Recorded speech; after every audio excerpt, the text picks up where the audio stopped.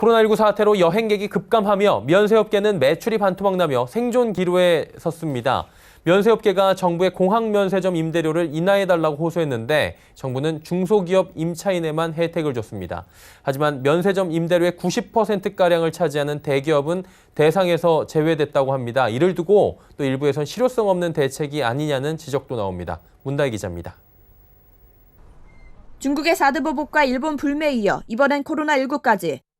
면세업계가 잇따른 악재에 비명을 지르고 있습니다.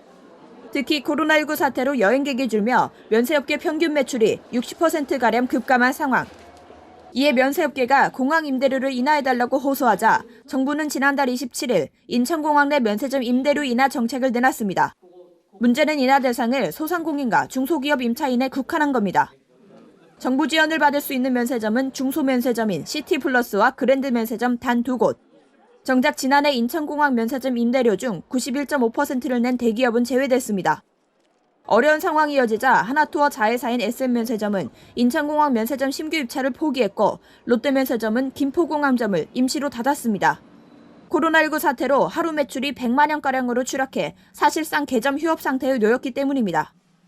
일부에서는 오히려 대기업을 향한 역차별이 아니냐는 목소리와 함께 실효성 없는 보여주기식 정책이 아니냐는 지적이 나옵니다.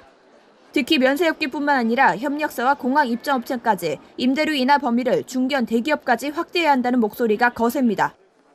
하늘길이 아예 막혀버린 상황에서 대기업이라고 버틸 수 있는 상황이 아닙니다. 해외 주요 공항들이 현재 상업시설 임대료를 한시적으로 완화해주는 사례가 있듯이 코로나19와 비슷한 이전 사례나 다른 나라를 보더라도 우리 정부의 결정은 이해하기 어렵다는 지적이 나옵니다.